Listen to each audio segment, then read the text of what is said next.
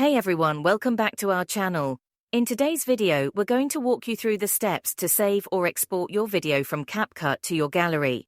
Let's dive right into it. First, open the CapCut app on your device. Once you're in, navigate to your projects and select the project you want to export.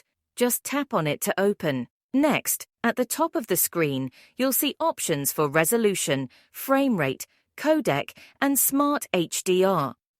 It's important to adjust these settings according to your preferences before exporting.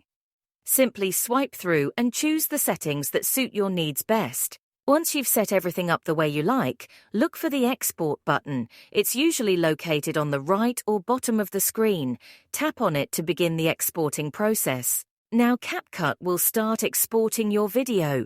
Depending on the length and complexity of your project, this might take some time.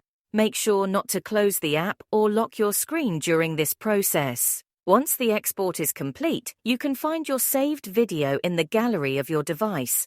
Head over to your gallery and you should see your exported video ready to be viewed or shared. If you found this tutorial helpful, don't forget to like and subscribe to our channel for more tips and tricks. Thanks for watching, and we'll see you in the next video.